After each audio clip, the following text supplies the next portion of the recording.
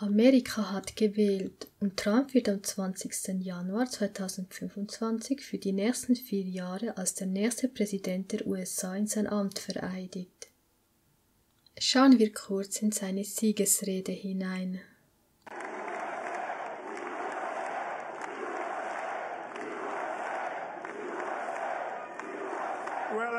Nun, ich möchte Ihnen allen sehr herzlich danken.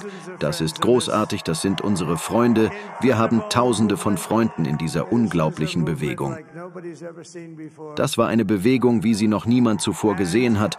Und frankly, ich glaube, das war die größte politische Bewegung aller Zeiten. So etwas hat es in diesem Land noch nie gegeben. Vielleicht sogar darüber hinaus, und jetzt wird sie eine neue Ebene der Bedeutung erreichen, weil wir unserem Land helfen werden, sich zu heilen. Wir haben ein Land, das Hilfe braucht, und es braucht Hilfe sehr dringend. Wir werden unsere Grenzen in Ordnung bringen.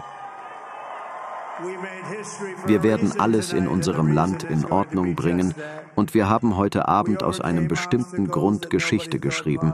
Und der Grund ist einfach der, dass wir Hindernisse überwunden haben, die niemand für möglich gehalten hat. Schaut euch an, was passiert ist. Ist das nicht verrückt?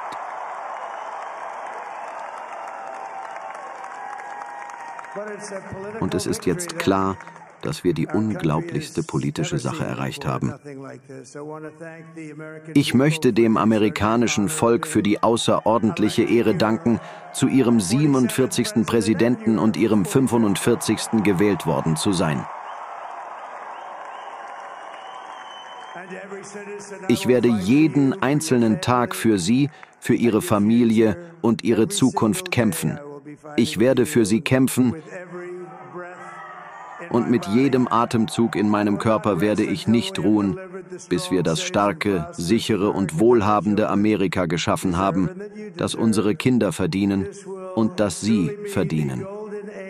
Dies wird wirklich das goldene Zeitalter Amerikas sein, das wir haben werden. Dies ist ein großartiger Sieg für das amerikanische Volk, der es uns ermöglichen wird, Amerika wieder groß zu machen.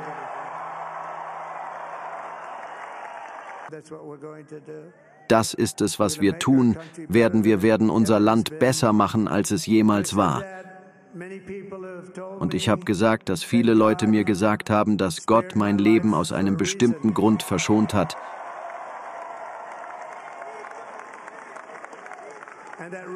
Und dieser Grund war, unser Land zu retten und Amerika wieder groß zu machen. Und jetzt werden wir diese Mission gemeinsam erfüllen. Wir werden diese Mission erfüllen. Donald Trump sprach in seiner Siegesrede davon, dass Gott sein Leben aus einem bestimmten Grund verschont hat. Und zwar deshalb, um Amerika zu retten und um es zu heilen. Er verspricht Amerika ein goldenes Zeitalter. Doch kann ihm das auch gelingen? Reuters schreibt, Republikaner stehen kurz davor, nach Übernahme des Senats die Mehrheit im US-Repräsentantenhaus zu erlangen. Dies sei ein entscheidendes Element für den designierten Präsidenten, um seine Agenda voranzutreiben. Trumps Sieg bei der Präsidentschaftswahl und die damit einhergehende Mehrheitsübernahme der Republikaner im Senat würden den Republikanern weitreichende Machtbefugnisse verleihen, um ein umfassendes Programm durchzupeitschen. Die Bedeutung der Tatsache, dass der Präsident in der Lage ist, sowohl das Repräsentantenhaus als auch den Senat zu kontrollieren, wird uns hier in diesem Videoclip erklärt. Rick, wir wissen, dass die Republikaner die Kontrolle über den Senat übernommen haben. Ist es wahrscheinlich, dass sie ihre Mehrheit im Repräsentantenhaus beibehalten werden? Es könnte immer noch passieren, dass die Demokraten einen Umschwung schaffen, aber zum jetzigen Zeitpunkt wäre das ein sehr unwahrscheinliches Szenario. Ich denke, das Wahrscheinlichste ist, dass wir ein republikanisches Repräsentantenhaus zusätzlich zum republikanischen Senat haben, und das ist eine sehr knappe Mehrheit im Repräsentantenhaus.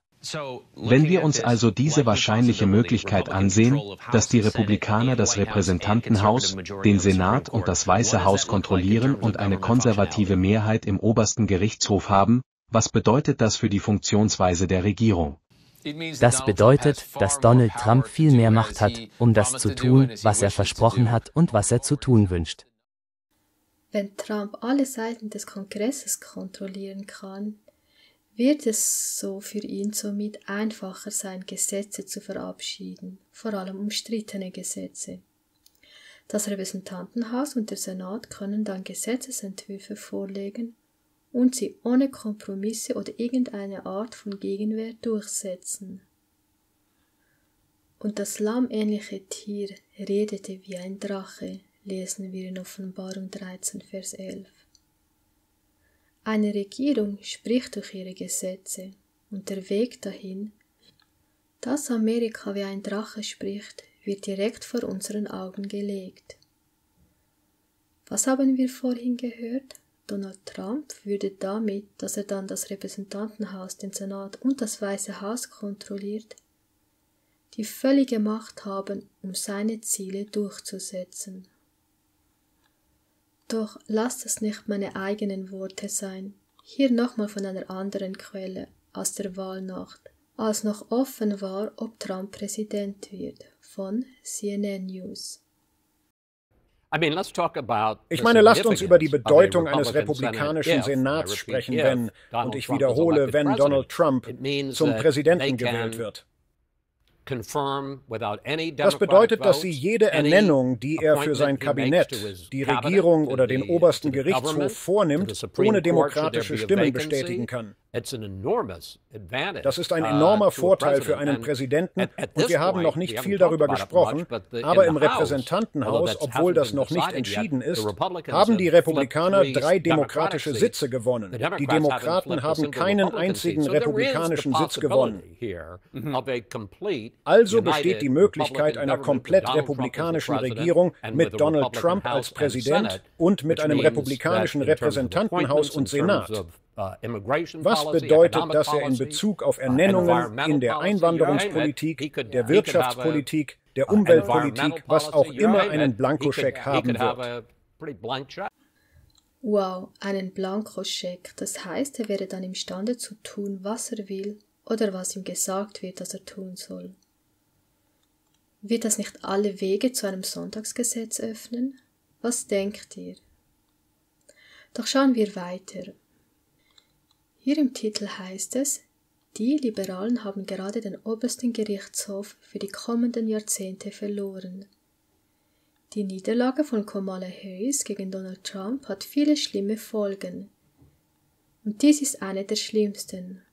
Und dann ganz klein über dem Titel, gewöhne dich daran.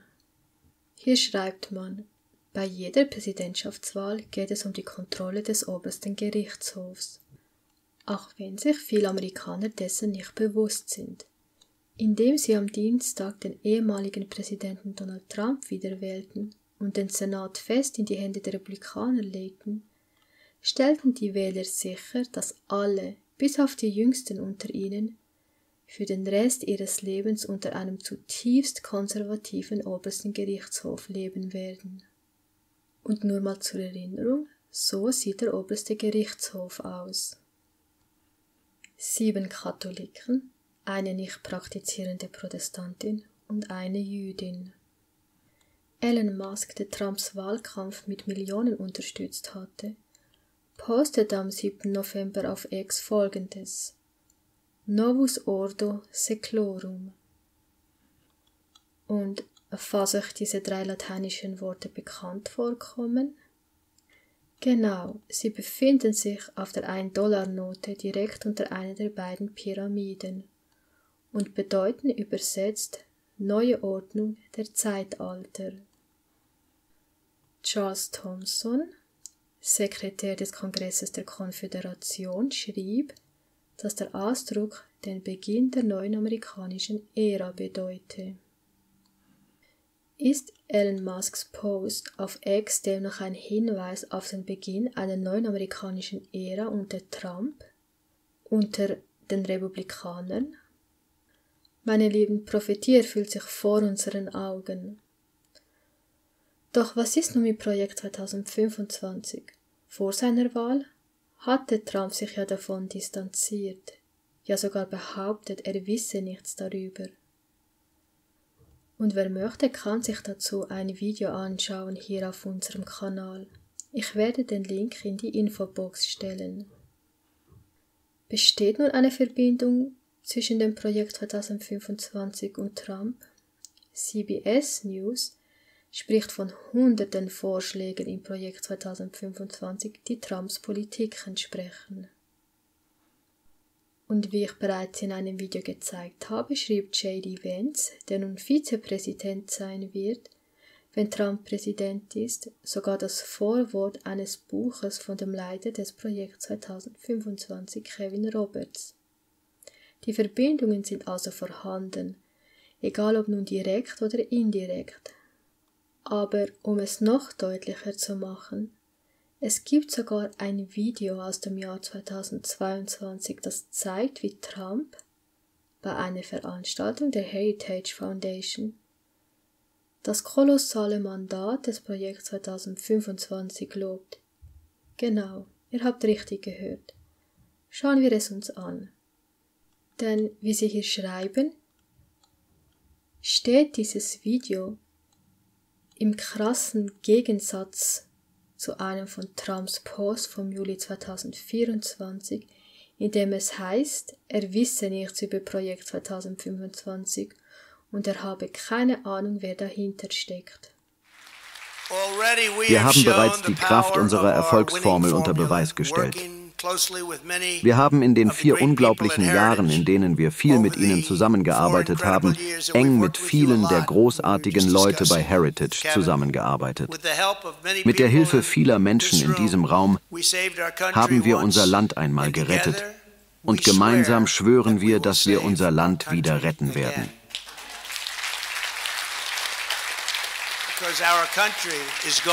Denn unser Land geht vor die Hunde. Die entscheidende Aufgabe von Institutionen wie Heritage ist es, die Grundlagen zu legen. Und Heritage leistet dabei unglaubliche Arbeit. Und ich sage Ihnen, mit Kevin und den Mitarbeitern, Sie werden die Grundlagen legen und detaillierte Pläne dafür ausarbeiten, was genau unsere Bewegung tun wird, wenn das amerikanische Volk uns ein gewaltiges Mandat erteilt, Amerika zu retten. Und das wird kommen. Das wird kommen. Projekt 2025 ist seine Agenda. Es war nur für seinen Wahlkampf vorübergehend nötig, sich äußerlich davon zu distanzieren. Es zeigt nur, dass er bewusst gelogen hat, um besser dazustehen. Doch hier gibt er klar und deutlich zu, das Projekt zu kennen und nennt es sogar ein gewaltiges Mandat, um Amerika zu retten. Und natürlich wissen wir, wofür sich dieses Mandat für Führung Projekt 2025 auch noch einsetzt, nämlich für ein Sonntagsgesetz. Sie nennen den Sabbat in ihrem Dokument Sonntag. In dem Dokument heißt es, Gott hat den Sabbat als Ruhetag bestimmt und bis vor kurzem hat die jüdisch-christliche Tradition versucht, diesen Auftrag durch moralische und gesetzliche Regelungen für die Arbeit an diesem Tag zu erfüllen. Darüber hinaus ermöglicht ein gemeinsamer freier Tag es Familien und Gemeinschaften, die freie Zeit gemeinsam zu genießen. Und sorgt für einen gesünderen Lebensrhythmus für alle. Leider ist dieser gemeinschaftliche Ruhetag unter dem Druck des Konsumdenkens und des Säkularismus erodiert. Der Kongress sollte die gemeinschaftliche Ruhe fördern, und dieser Tag wäre standardmäßig der Sonntag. Wir sprechen hier also von einem gemeinschaftlichen Ruhetag für alle, standardmäßig der Sonntag, also ein Sonntagsgesetz. Es ist wichtig, dass wir das sehen, und damit das Mahlzeichen des Tieres eingeführt und erzwungen werden kann, braucht es natürlich zuerst das Bild des Tieres, das sich formen muss. Mit anderen Worten, die Kirche wird den Staat kontrollieren, denn schließlich wird es dem ersten Tier ein Bild machen. Und wie ist das Papsttum aufgebaut? Die Kirche kontrolliert den Staat. Und so verspricht Trump im Falle seiner Wahl, und jetzt wurde er ja gewählt, Zugang für religiöse Führer direkt ins Oval Office. Ich erwähnte auch bereits in einem meiner Videos, dass J.D. Vance der nun Vizepräsident sein wird. Jetzt nach Mike Pence auch der zweite katholische Vizepräsident ist. Und dass er im August 2019 zum Katholizismus konvertiert war.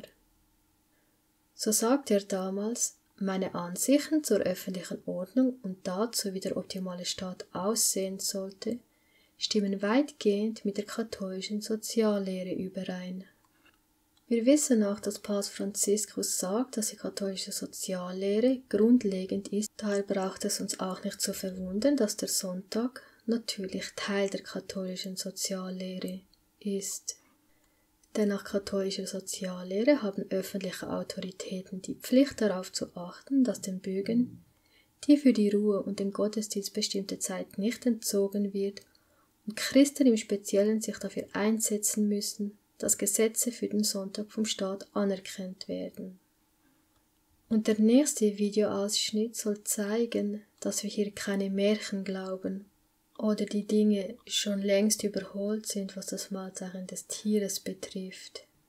Bei einer Konferenz mit dem Thema Wiederherstellung einer Nation, das war in 2022 an der Franciscan University of Steubenville, wurde Folgendes gesagt. Dr. Chad Pecknold, Professor für systematische Theologie an der Catholic University of America, spricht darüber, was eine perfekte Gesellschaft ausmacht. Die Weihe an Gott ist etwas, das in den letzten Jahrzehnten stark gelitten hat, aber sie kann leicht wiederhergestellt werden. Und ich würde sagen, dass sie in vielen verschiedenen Staaten in Form von blauen Gesetzen oder Sabbatgesetzen erlassen wurde. Und weiterhin wird, wenn Sie unsere Auseinandersetzungen verfolgt haben, waren wir Befürworter von Sabbatgesetzen. Die Wiederherstellung des Sabbats ist das konkreteste und materiellste Geschenk, das wir unserer Nation machen können. Und natürlich meinen sie mit Sabbatgesetzen Sonntagsgesetze. Schließlich ist er Professor an der Katholischen Universität von Amerika. Eine öffentliche Ausrichtung auf Gott, die sich dann in konkreten Formen und nationalen Feiertagen in der bürgerlichen Liturgie widerspiegelt, Sabbatgesetze, Sonntagsgesetze, die ein Ende des Kommerzes fordern würden. Und wir könnten für einen Tag frei sein für Gott, für die Schuld, die wir ihm schulden. Denn wir sind in erster Linie Schuldner gegenüber Gott. Interessanterweise nahm damals auch J.D. Vance als Redner an dieser Konferenz teil, von der wir sehen, dass man Sonntagsgesetze fordert. Wir konnten also sehen, dass Trump von einem goldenen Zeitalter für Amerika spricht. Es wird wirklich das goldene Zeitalter Amerikas sein. Elon Musk postet Novus Ordo Seclorum, neue Ordnung der Zeitalter, also der Beginn einer neuen amerikanischen Ära. Meine Lieben, die Zeichen der Zeit sind da. Und jeder kann es sehen, wenn er sich damit auseinandersetzt. Und es wird der Sonntag sein, kein anderer Tag, genau so, wie die Bibel und der Geist der Weissagung es sagt. Doch zuvor schauen wir uns noch einen weiteren Videoclip an, und zwar von Stephen Wolf, der das Buch Argumente für den christlichen Nationalismus geschrieben hat. In dem Video erklärt er, was christlicher Nationalismus ist. Die beste Kritik ist im Grunde, dass das, was du tust, eine de facto Privilegierung des Christentums ist. Denn welche Religion hat den Sabbat am Sonntag? Es ist das Christentum. Und deshalb tust du es nicht am Samstag. Du tust es nicht. Du sagst ausdrücklich, dass dies ein christliches Land ist und wir dich zwingen werden, einer Art von Christsein zu gehorchen. Und das ist also die beste Kritik. Ich werde einfach sagen, so ist es. Ich werde Ihren Einwand nicht zurückweisen. Ich werde nur bekräftigen, ja, das ist es, was den christlichen Nationalismus ausmacht, nämlich zu sagen, wir werden die wahre Religion privilegieren, die das Christentum ist. Und so, wir privilegieren einen christlichen heiligen Tag, wie im Sinne eines guten Presbyterianers. Jeder Sonntag ist heilig und wir werden das tun, weil wir eine christliche Nation sind. Ich werde mich also nicht darauf zurückziehen, dass es gut für alle ist. Und ich meine, natürlich bekommt jeder den Tag frei, aber es ist eine ausdrückliche Anerkennung der Privilegierung des Christentums. Christlicher Nationalismus ist also die Bevorzugung sonntagshaltender Christen. Es wird nicht der Samstag sein, sondern es muss der Sonntag sein. In Offenbarung 12, Vers 17 heißt es, und wir haben diesen Vers schon so oft gelesen, dass der Drache zornig wurde über die Frau und hinging, um Krieg zu führen mit den übrigen von ihrem Samen, die, welche die Gebote Gottes befolgen und das Zeugnis Jesu haben. In dem Buch für die Gemeinde geschrieben, Band 2, auf Seite 397, lesen wir, dass eine Zeit kommen wird, wo wir uns nicht mehr verstecken können, sondern eine Entscheidung treffen werden müssen. Bisher wurde unsere Gemeinschaft als viel zu unbedeutend angesehen, um beachtet zu werden, aber das wird nicht so bleiben. Die christliche Welt wird sich so stark verändern, dass Menschen, die Gottes Gebote ernst nehmen, zwangsläufig auffallen. Fast täglich tauchen neue Lehren und Theorien auf, die Gottes Wahrheit verdrängen. Die Entwicklung läuft darauf hinaus, dass die Gewissensfreiheit der Gläubigen immer mehr eingeschränkt wird. Schließlich wird man auch von gesetzgeberischer Seite gegen Gottes Volk vorgehen. Dann wird sich jeder Einzelne zu bewähren haben. Ich wünschte, dass wir uns als ganze Gemeinde richtig auf diese Zeit vorbereiten und unseren Kindern dadurch ein gutes Vorbild sind. Es wird keine Glaubensüberzeugung geben, die nicht auf den Prüfstand müsste. Wenn uns bis dahin die Botschaften der Bibel nicht zum geistigen Eigentum geworden sind, werden wir den verführerischen Argumenten der Widersacher Gottes nicht standhalten können.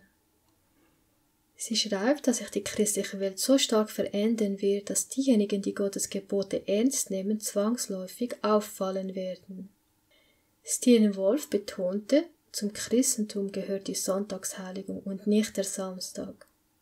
Aber Jesus hat gesagt, wenn wir ihn lieben, werden wir seine Gebote halten, und zu denen gehört der 7. Tag, Sabbat am Samstag, während der Sonntag nichts weiter als ein Menschengebot ist.